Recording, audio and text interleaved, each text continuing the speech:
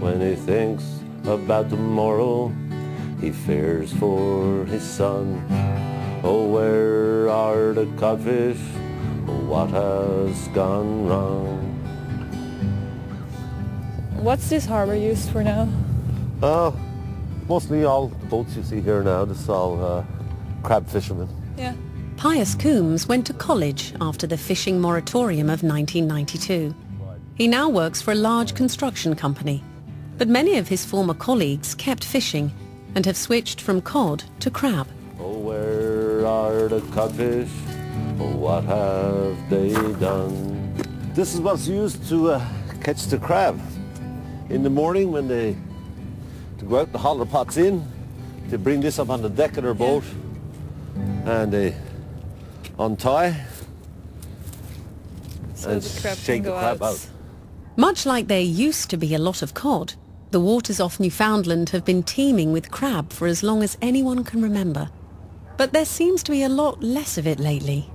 I think if they're not careful and if government don't manage the crab stocks, and if they don't learn from history, it's bound to repeat.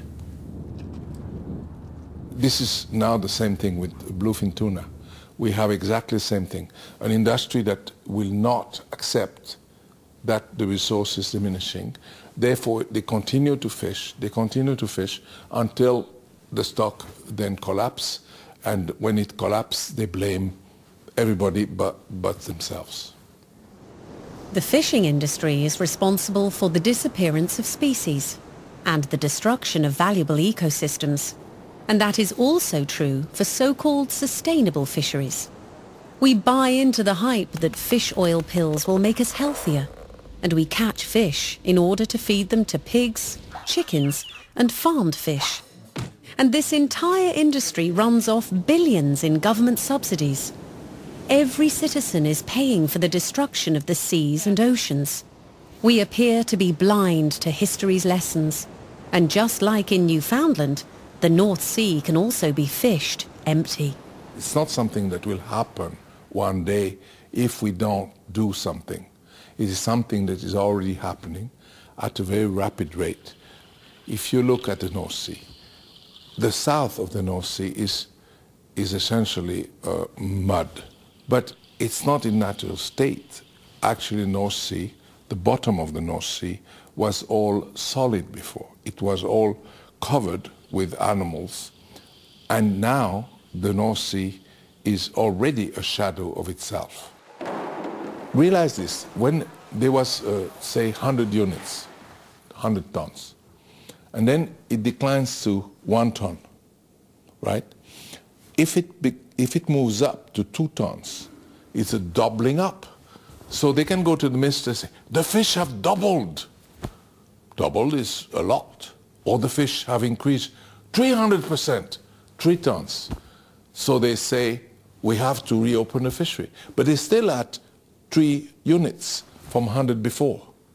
And that's the situation in the North Sea.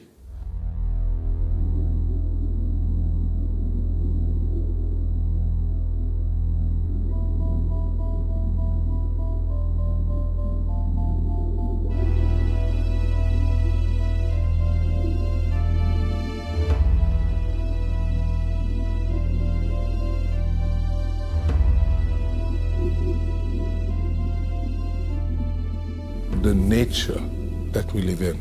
This is the only thing that we have that maintains us on the earth. And if we squander that, if we lose that, our survival on the planet is not guaranteed. Ladies and gentlemen, what shall we do? Is there a solution? Yes, there is. We just have to stop fishing, and we have to stop eating fish. Remember, your fork is your most powerful weapon.